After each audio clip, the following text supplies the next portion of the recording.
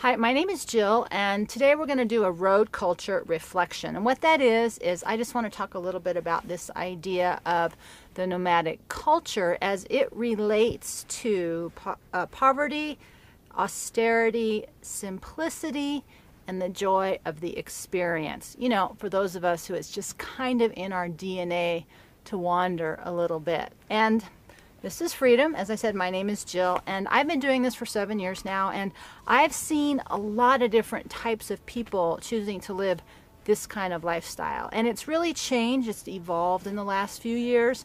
I just wanted to go over what some of those differences are, but before we do that, we're going to take a deep breath, and we're going to see you on the other side.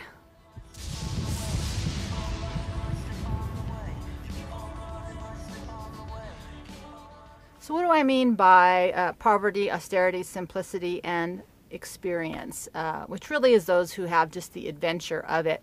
And, you know, I want to start off with, poverty versus simplicity. And, choosing to live in this kind of lifestyle, sometimes it's not a choice. Some people don't have anything.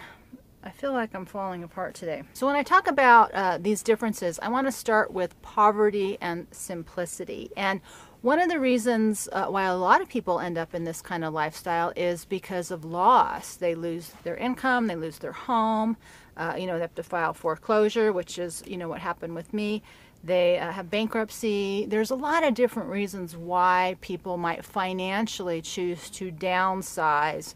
And sometimes this is all that people can afford, is to live in some kind of RV or trailer or mobile home, or no place at all, kind of doing the couch surfing thing. So sometimes it is poverty or a poverty situation that sort of forces people into living in a way that maybe they did not expect to live in. And sometimes that works out and sometimes it doesn't. I think, the most important thing I want to say about what I've observed with the poverty version of it is that it's more of a mentality than it is a reality, and that sort of moves us into the simplicity versus poverty category. And the reason I'm bringing this up is that it's been my experience that there's a lot of judgment about people who live like this. So part of what I'm trying to do with some of these videos is sort of shift the cultural narrative a little bit about why people make these choices.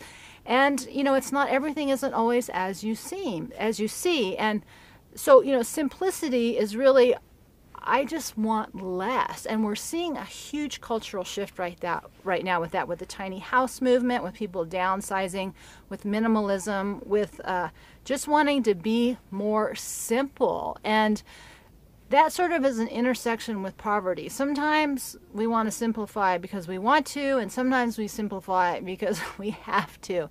And sometimes we simplify because we have to and find out we want to, and vice versa. And my personal philosophy is that I think it's great to experience as many things as you can. The more variety you experience, the more you know what you like, what you want, and really the more wisdom I believe your soul really can incorporate. Because part of this narrative in terms of having judgment is a lot of people say, oh, well, you're just homeless, get a job and get over it. And well, that's a possibility. A lot of people could just go get a job and plug back into the system. But part of that intentional simplicity versus poverty, I can't get out, simplicity, I don't want to get out. Part of that simplicity is also, for many people, sort of an awakening that there's a whole different way to live. There's a life that's not driven by Monday through Friday. It's not driven by the fear of losing your house or having such overhead and debt. You don't know what you're going to do. Or, being trapped in a location or a community that you really don't want to live in. And so there's a lot of freedom that comes with the simplifying in this nomadic format. Now, the flip side of that is, there's lots of scary stuff, but we're not talking about that today. So sort of the difference is, with poverty and living this way, it's much scarier because your limits are so much greater. When you're doing it as an act of just simplicity, I think it's one of the most phenomenal learning experiences I've ever had. I downsized out of a full house with 2 cars, and you know, however many decades of accumulated stuff, mostly asking myself, why did I buy this in the first place? But it was a real eye-opening experience how much stuff I had. And one of the things I did that I don't recommend is when I was packing up my life to be nomadic, I was only going to do it for a year. So I really packed to move. I didn't pack to travel. So I still have a lot of things with me that I thought I would be setting up a permanent shop home so that I would, you know, put some of those emotional things, you know, on shelves. And now I just sort of carry them with me because I don't want to get rid of them. And at the same time, I don't have space for them. So I think it's really important when you're doing this as an act of simplicity to really know why you're doing it and sort of make some of those hard decisions all at once because it doesn't get any easier as you go. So that's, to me, there's a difference between poverty because I don't have a choice, simplicity, I still might not have a choice, but I want to embrace this as a different experience. And I think, you know, we're just seeing more and more of that, and there's not as much stigma attached to it. Part of what I want to see with this cultural movement is the integration of people who want to be more mobile, being able to fit into systems right now where almost every system established expects you to have a home base and an anchor and to sit still. And the main reason they want you to sit still and be in one place is because it's easier to tax you and track you and extract money from you. So we're a long way away from any great big cultural shifts, but I think we're starting to see the wisdom in that some people actually want a smaller and simpler life just for the mere experience of it. And I think the most profound thing it's taught me is what I do and don't want.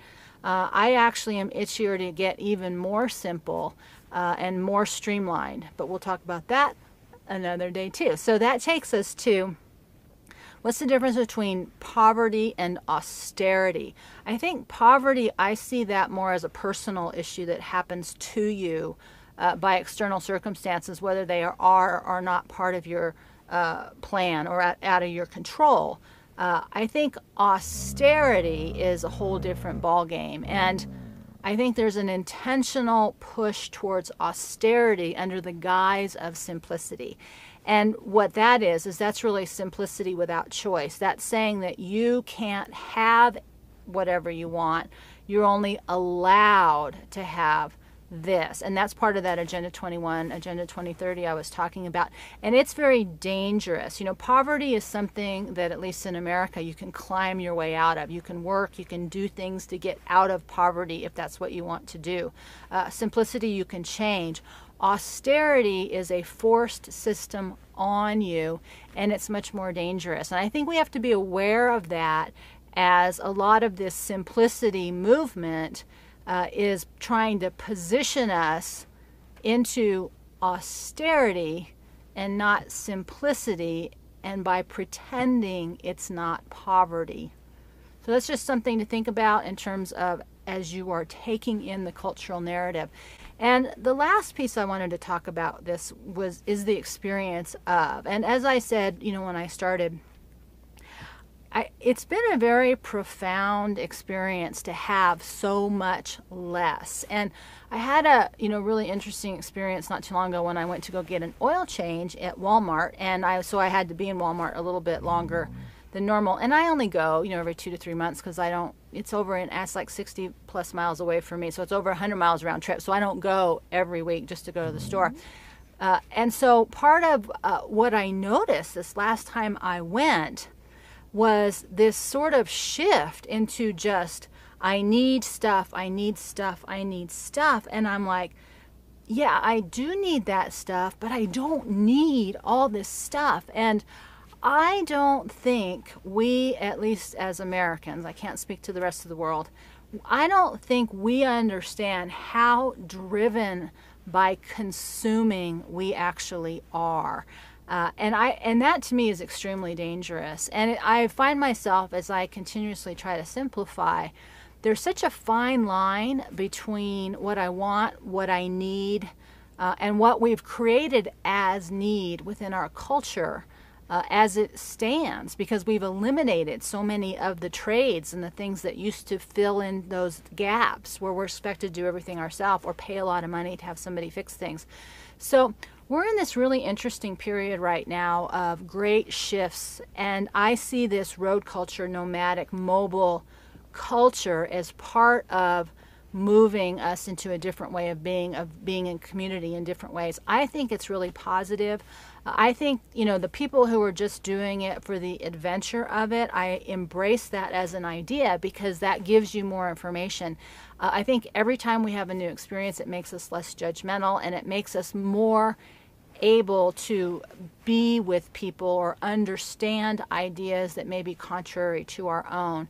When I first did this, there was a lot of judgment about, sort of trailer trash, and, there must be something wrong with me because this is the way I lived. And, that sort of goes back to where we started in terms of, I see the poverty question as a state of mind and not a state of monetary state. Because in many ways I have much more abundance than I ever had. I don't feel crazy. I feel healthier. I feel happier. I'm not depressed because I'm in a system that's killing me anymore. There's so much more to my life and a richness that I never would have been able to achieve had I been, chasing my Monday through Friday lifestyle with, my tremendous amount of overhead. And there's nothing wrong with that, and I'm glad I had that experience. But I think that it is a really good time to take some hard look at how we're living. Do we need to have poverty? And what is poverty? And what is simplicity? And what is austerity? Because I think austerity is about to get shoved down our throat in a way that many people may not see coming. And part of the value, I think, of knowing how to live very simply will make it easier to manage that. But I also think that there will be a deception factor. So I think it's really important to be aware of what these differences are, how we want to interact with them, our judgments about them, so that we can make better choices as a individual, a community, and a world, so that we aren't keeping people down because they don't live the way we want them to, but we're not keeping ourselves down because we believe something that may not be true. Again, I am a huge fan of all kinds of ways of being in the world. This is just one. So that's a little bit of a reflection today. So before we go, we're going to take one more deep breath. Links are below for everything, and I'll see you next time.